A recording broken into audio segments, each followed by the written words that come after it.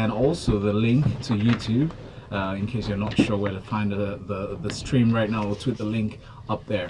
Joining us in the studio this morning to analyze the stories we have before us are Funmi Odude. Good morning, Funmi. Good morning, Valentine. And Ugo Dre. Good morning. Morning, sir. Good morning to you. Let's start with the first set of stories. Yes. And remember, Funmi can be found at Funmi Odude on Twitter, and Ugo Dre is at Ugo Dre. In fact, I think it's the first time our two guests have their full names. Their full names are their Twitter handles. Okay, let's kick things off. Ugo Dre, this is a massive story from ThisDay. NPC puts Nigeria population at 198 million. The National Population Commission has put Nigeria's current population at 198 million people, with urban population growing at an average annual growth rate of 6.5%. The chairman of the NPC, Mr. Eze Durioma, stated this in New York while delivering Nigeria's statement on sustainable cities, human mobility, and international migration at the 51st session of the Commission on Population and Development. Ugo Dre, please, I need your thoughts on this story because this is beyond me. So when I read the story, I was like, yay! Why in trouble? What, Lagos are in trouble? Why in trouble? So, why didn't they just round this up to 200 million though? I know, right? So for those listening in now, 198 million, we've always said we have between 180, 185 million, right, and all of that. So 198 million won't be too much of a surprise to a lot of listeners. But what is surprising here is the fact that we're growing at a whopping 6.5% annually.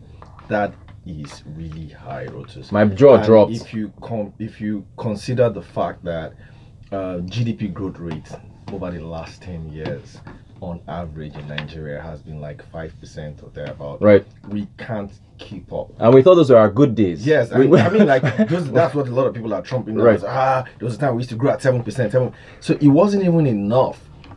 Right. So for us to actually, mitigate the sort of population growth rate that we're seeing now, the economy has to be growing at double digits, 10, 11, 12% at the barest minimum. But currently, we're just struggling to eke out 2%. Yeah, my guess this morning, so 2%. Yeah, big problems on our hands in this country.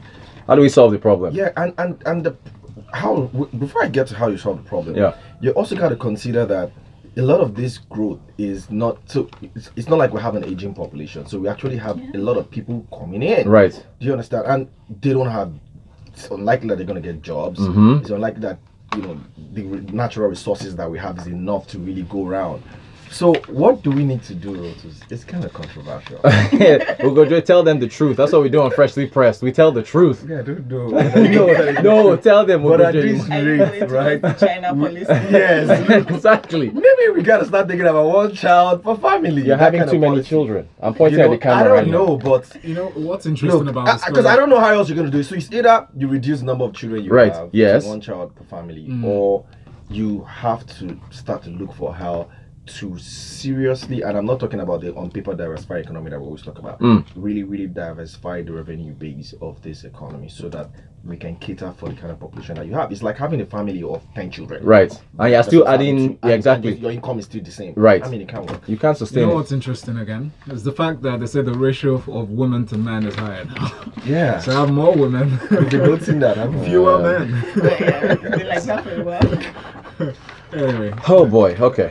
Next story from ThisDay. Federal government approves 47 billion naira for reconstruction of Aba-Port Harcourt and Lagos-Ota roads. The federal government on Wednesday in Abuja approved contracts for 3 road projects. The total amount of 47 billion, including the redesign and reconstruction of the Aba-Port Harcourt road.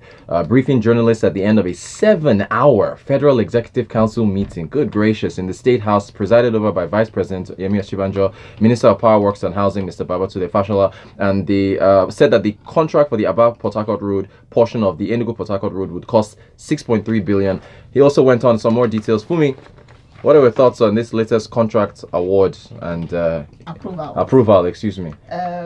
What's always interesting is the time of approvals doesn't necessarily translate to the money when the money actually gets disbursed. And when you go through the story, you find out that some of these contracts have been awarded for a while, and because the money is not disbursed, the prices are have to be revised all over again, and then you have to take it to FEC all over again to approve the revised prices, and we go back and forth and back and forth. And of course, this always ties back to budget passing, budget performance, how we do in respect of that. But apart from that, a lot of other interesting decisions were made at FEC.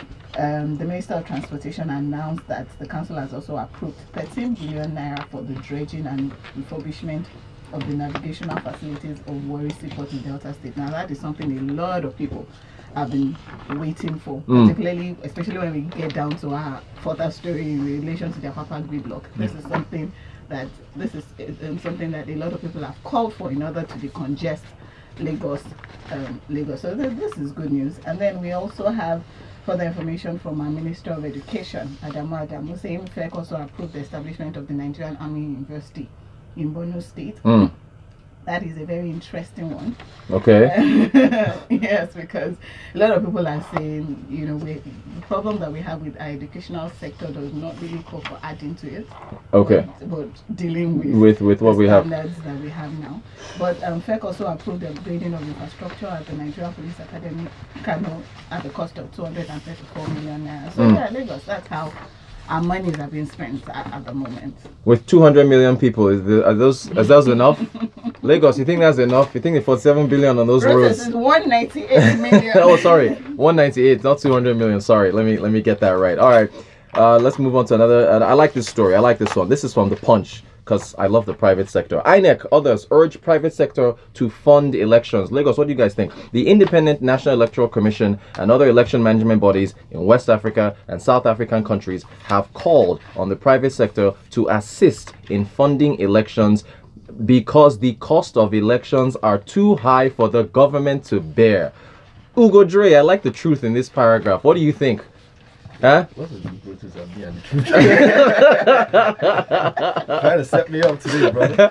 Anyway, I read the story and I was a bit petrified. Yeah. I think companies pay a lot of taxes already, INEC, and that's the message to INEC. The private sector pays a lot of taxes already, and the taxes that the private sector pays, it's towards things like this, security, securing lives and property. Ensuring that the political landscape of the country is stable so that businesses can thrive. And then if businesses continue to thrive, companies can continue to make profits and continue to pay their taxes. So that is what companies do. And so I think that the private sector, to a large extent, meeting their own fair share of their taxes. However, of course, I do understand that sometimes you want to, especially in sub-Saharan African countries where revenue is usually short, it's never enough to go around. So you can help. There are several ways that the private sector can help, and maybe in terms of technological advancement or some kind of support. But then, Rotus, election years for some countries, it's usually an opportunity to sort of stimulate economic growth. Okay. So because there's always going to be a lot of contracts to give out, a lot of projects to do. So companies actually wait for election year and say, okay, this is the time. We've struggled for a while. Right. This is the time for us to get some business in, especially companies in the media industry, printing industry. They wait for election year because the government's election budget most times filters in through their bank accounts and their bottom lines. So it's a bit to me, I don't totally support it. Yeah, but I mean, in terms of CSR, they can help in terms of CSR, but it's not. Companies pay taxes already. The government. Okay, you mentioned technological advancement. Yeah. Let me throw this at you. We've talked about this for Tech Friday. Other stuff. We've talked about using drones to monitor polling sites, to watch out for ballot. That's the possibility of using those. Who would? The government is already stretched as it is. That's something where a private sector, a drone manufacturer or something could come in and say, okay, but think of the scale of how many drones you would need to, because we're 200 million, 198 million people. We're so many million. Think about that kind of thing now. But who's going to do that? Why are you going to have how many? I think we have is it over 10,000 or so polling booths? Polling booths, and you right. have 10,000 drones flying across the country. Why would anybody want to do that? Anyway? Why would any private sector person want to do that? Or the incentive, right? If they can get a contract with maybe it could be a co-sharing thing with the government, yeah, So where they that's what take I'm some of the saying. cost. So there's no altruism here. Private sector companies are not here to play games or here to just dash out, Money, yeah. So for the greater good, yes, it's good to support electioneering one way or the other, but there's got to be a balance to it. Companies are just coming out of a harsh recession. People are trying to clean their books. They're trying to save jobs. So the last thing on your mind now is to start to donate money to the government, especially when you're in a period where the government is very, very aggressive with taxes. So to me, good idea, but I don't think that it's compelling enough for most. I mean, there will always be the usual suspects. They're who donate, Yeah. no matter what, and come to front pages of Because newspapers of personal splashing interest, about them. maybe. Yeah, exactly. Yeah. So these things that don't usually go for free. All right, so we'll take comments in from WhatsApp. The WhatsApp number is already tweeted on our Twitter handle. It's at Smooth91FM, and the hashtag is FreshlyPressed91. Benga says, it can also be a mentality problem. Some people will not stop having children until they have a male child because they believe that the male child is the real child. A lot of issues to grapple with on this population growth thing. Thank you, Benga. Tony sends in this one. He says, what are families that already have 4 or 5 children? Why I would agree to have them. No, it says one child. why would I Why agree? would I? Tony is against it. Competition. So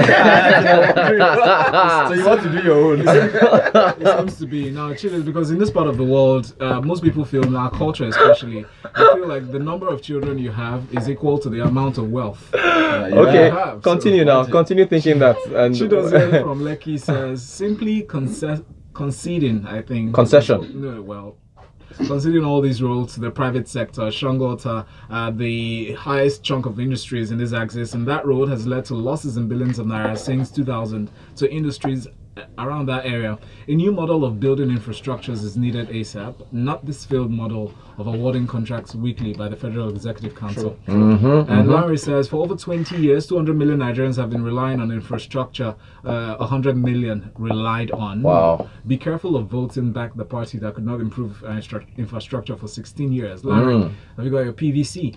Yeah. Okay, this is from the Vanguard. Truck drivers dare the Navy and Lagos to lock down the Oshodi Apapa expressway. So we've got another showdown coming here. Let's see now. Truck drivers, in an apparent defiance to the ultimatum given by the Nigerian Navy to truck drivers to vacate Lagos roads and bridges following the perennial gridlock, particularly along the Apapa Oshodi expressway.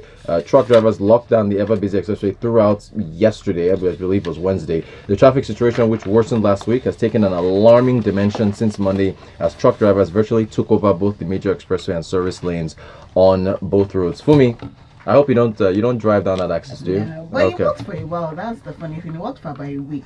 A week. After the first threat. 1 week. Yeah, after One the week. first threat. In fact, it didn't last more than 3 days after Yeah, that. The traffic came back. I'm wondering what happened. Even worse than What? before. Well, the story says that they stayed at a standstill for over 12 hours. Like 12. That's just crazy. Yeah. But if you go through the story, everybody is passing the blame. Nupeng is blaming MPA, the Nigerian Ports Authority, saying that they know what to do. Yeah.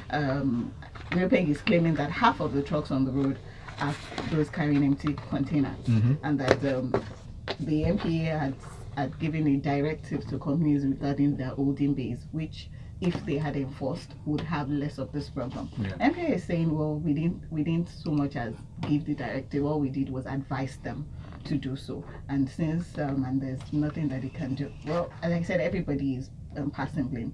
But one important suggestion that I want to focus on was given by the farmers for repairs without creating another. So everybody now has just one route, both the tankers, and I think that is the. Of course, there are other bigger challenges. We all know the solutions to dredging, providing alternative routes. It's about now actually carrying them out, and until we begin to carry them out, we're just going to keep passing blame to one another, one agency saying it's this, other agency's fault. Yeah. And it will be interesting. Even the to last see. mile boss thinks they're national overwhelmed. bus is overwhelmed. The not national bus something- says it's an unfortunate situation. It's We're just just- pleading it's with just- negotiation. And you know, this Something thing has- has basically crippled the economy of It Papa. has. Exactly. It Exactly. has. Yeah. I mean, like The- businesses are basically the running out amount of Papa. of Schools for are shut sale- down. It's just For crazy. sale on You'd rather buildings not in pass Apapa down a is week. Yeah. crazy. Nobody wants to go there. Hoteliers are complaining. Everybody. That's a huge, and I'm surprised Lagos State hasn't done anything there. I mean, like apart from But what can they of course, do? burning those. You can. What di- can they Well, do? they They try. just go They to try. some kind of area. You know how scary it is to see these trucks hanging on the bridge. They're not moving. They're just there Well, It's a for disaster long in itself. hours. Anyway, we have comments on YouTube. The YouTube channel is youtube.com/smooth981fm Lagos. Null S says private sector involved in national elections. Really? How will they benefit? Will government automatically award man-no-man contracts? Ha. Will government make it easier to register a business, improve power? Johnson okay sends in this one. He says, for now, no private company will be interested in the drone of a thing. Most of them are working on their investments, especially now that the economy is harsh. All right, so we have more messages. In Cruz sends in this one on WhatsApp. It says, do village chiefs share land based on the number of children one has? I tell you. It's a good question. Yemi C says, private sector involvement in election care. Ha, after all these taxes, where is the money coming from? My salary? Lie, laugh out loud. Seriously, I do not think Nigerian companies can afford that. And keep them coming. All right, the Twitter handle is at smooth91fm, and we have the WhatsApp number tweeted there. The next story, very quickly: license lottery operators get judgment against Lagos and Ogun. This is from the Punch. The Federal High Court in Lagos has restrained Lagos and Ogun state governments from shutting down the businesses of lottery companies in their states over failure to obtain license from the state. Funmi, in this judgment, the court is calling it unlawful for the states involved, as Lagos and Ogun, from stopping these companies who are going into business to make money naturally, really, from going further, and they say that the state should actually back out and should allow them to do business. Okay, so this has been in the news very well. This is actually not the first judgment. Yeah. There's been judgment saying that it is the federal government, according to our constitution, that has the power to license to regulate lotteries, and therefore lottery bodies or lottery companies should collect their license from the National Lottery Regulatory Commission. But we know the states also want to up their IGR, so they go, as they do with a whole lot of other things, to demand that this lottery commissions also gets state license, and then they threaten them with police will shut you down. And you know what's sad is a lot of small businesses that probably don't have or that probably consider it inconvenient and too expensive to come together and fight like the lottery commissions have fought, usually have similar problems whereby they get all manner of rates and taxes from local government and from states. Yeah. And they just pay something because it's cheaper for them than to fight it, just so that you guys can stop harassing me, you guys can leave me alone. But now we have the lottery bodies have a judgment that says once the company has gotten his license from the federal government, from the National Lottery Regulatory Commission, the Lagos and Ogun State, and the state government practically has no power to shut them down because they haven't gotten state license. Now we do have a law that lists out all the taxes that everybody is required to pay, Depending on the size and scale of your business. and your business and all of that. So I think it's important for small, medium scale entrepreneurs to get themselves educated in respect of that. Know what you're supposed to do. Know the taxes that you're responsible for. That way, when they come, I know we still have a problem of might. I mean, the state government usually uses might. They can come and disrupt your business. They can come and try and I think shut you people down. could be It's better always- informed, but- especially in Lagos State. It's available on the website. Exactly, be informed. That's the important thing. Be informed, and especially since most small businesses don't like to at the beginning engage lawyers because that will add to their cost. If you don't want to do that, you now have to take upon the responsibility yourself to get the educate information yourself. Yeah. It is very important. Thank you, Funmi. Fulu Storms. Fulu is back in the country. Oh, she says we're growing at 6.5% each year. Jesus, 193 million. 98, 98. 98. Don't reduce Yeah, it. 98. Add 5 to that. Yeah, maybe that one child policy is the one. Adopt if you want more kids. There are plenty who need good homes. That's actually very true. We have this one from Okunko Samuel. Says, now about approving the projects. Will they do them? What's the status of Second Niger Bridge? So far, all projects by this. Rather than see growing population as a problem, we ought to see clear strength and advantage in a 200 million strong population. Yeah, 498. 2 million is a large margin. With young average age. Increase opportunities. Find those who know how to transform it to labor force to outsource IT generation. Not to sound cynical, but it's a lot of drama for an existing problem with leaders or policymakers who actually. Real quick. We just talked about the ports and decongesting the ports because of Apapa and the incentives of moving elsewhere. You guys should go on our Twitter handle at Smooth91FM. Just tweeted an article from a piece from Nonso Obikilis, an economist that wrote about why the Lagos ports are the best because of the depth. Right, the depth of the port. So you guys should read that story. Just retweeted it right now. The problem of oversaturation, it reduces the quality over time. Right, no. The point he's making is that when ships berth at these ports, it's easier for them when there's the ocean depth. Which is why we've been the dredging thing. That's why but dredging costs a lot of money. It's very, very expensive. What do we do with all our foreign reserves? Yes. Let's keep it moving. We have this next story from ThisDay. Crude oil hits $72 per barrel, highest in 3 years over Middle East tensions. I'll come with you to Ugo Dre to analyze this. But first, some quarters are leading this success or this high rate to Saudi Arabia in some parts, saying it intercepted missiles over Riyadh, worsening tensions in the Middle East. Could this be contributory to this rate? 2 years ago, I was hoping that a certain Donald Trump would never come on, and so eventually came on in November. Not trying to sound cynical as well, but it looks as if this guy has somehow just helped the global economy in a way. So last night I was watching CNN, and then so they were talking about that his tweet. I just looked, I was like, oil prices, my God, what's going on? Just jumped up like because that. What he's basically done is just spook the market. So the US stock market basically went down immediately because they were worried, and this is second week of volatility in their stock market. The first one was the trade war with China. So now he's threatening Russia, and the US president just went online on Twitter on Wednesday and just threatened Russia what he says. In his tweet, Donald Trump says Russia vows to shoot down any and all missiles fired at Syria.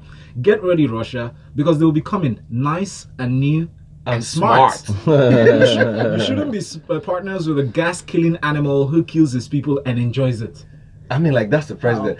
You see, my own is that it's all rhetoric, and I think I understand Trump's style. So Trump tries to just hit things up a little bit while his diplomats now go behind and start to do all the negotiations and all. So sort of puts you in a spot. So, but for Nigeria, global oil prices going up. Can't be any better. What's important for us is let's just keep the guys at the creek quiet and start to pump as much and cash out. And then because we actually need that money. They said it's 198. So we need all the oil money that we can get right now. And then let's just save. I'm also happy that our reserves are at $47 billion. So we need it to hit 50, 60. In fact, we need 130 right now. So Nigerians, everybody listening, should pray for conflict around the world because that pushes. I said you can keep tweeting, no problem. Because every tweet gives us higher oil prices. We're good. Okay, so the next story is from Punch newspaper. Funmi and Ugo, you both honing on the story. Now, appeal court affirms Fayose's faction as authentic Ekiti PDP. There's been a squabble between different factions, different people, names being called, and Governor Ayodele Fayose being one of the, being loyal to Senator Ahmed McCarthy's faction, and the Ajayi group backed by Senator Buruji Kashamu was loyal to Senator Ali Modu Sheriff's faction. They lost out on the battle of national chairmanship of the party. When we look at this story, in Ekiti yesterday, they affirmed the appeal court affirmed the Boyega Ogun led State Executive Committee of the People's Democratic Party as the authentic PDP in the state. What are the implications of these? that they're still in wrangling within our two strongest political parties 10 months to our elections. Yes. I don't know. It's scary. It actually is a bit And no scary better because time to look at, to examine the implications. and I'm wondering why, besides APC and PDP, we still don't have a third contender, like a serious contender. And we have 198 million. I mean, Like just 2 million of us. Like, Let's go for war. this population story is going to come into every story. No, but it is scary. APC is having their own, PDP is having its own, and I'm wondering why don't we have a serious third? I know third option. We have a number of political parties, but why is there no serious contender? And it is scary because it is from these England days, whether we like it or not, it is from the same people that we complain about. Oh, yeah. They are the ones that will feel themselves.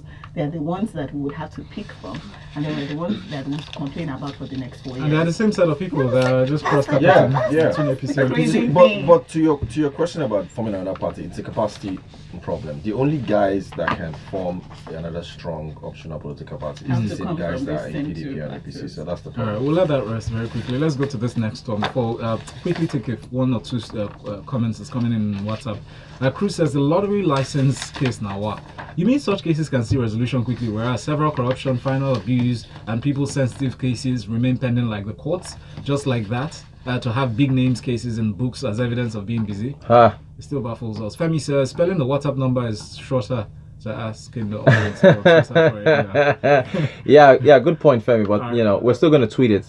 Femi, well, I think we can tell you because it's 0809 444 0981. This next story, very quickly, we have just 1 minute and 30 seconds to analyze. The police uncover illegal brewery in Lagos. In the details, Lagos State Police Command has uncovered an illegal distillery where fake malt drinks and some forms of alcohol are produced in Igbafa community. It said it had no NAFDAC license, had no authorization. They had a factory style production level. Lagos State, listen to this. There are also 2 reservoirs where the finished products were kept, pending when they will be loaded into trucks, which take them to different parts of the country. Some dead rats and reptiles were seen floating on the finished product. I just want to share this because every weekend there are parties, everybody's going to club. I mean, like the cases of adulterated drinks is just incredible in Nigeria today. We've talked about this as regards alcohol, but it's even scarier when you see this with softer drinks, malt and coke, because that's what our children take, right? So that people like this could get away with crimes against humanity like this is just incredible. And the mojo here is actually it's quite compelling. You know what they usually do? They build a house right in front. So usually what these guys, they just build one like 2 or 3 story building, and then behind that's why that's right the model. They do that with fake pure water, fake whatever, anything fake. That's what they usually do. So this is as bad as it gets. I hope that these guys are brought to book, and then whoever it is that caught them, please uncover more people. And guys, please be very careful with alcohol. Transmissible to buy the brands that you know.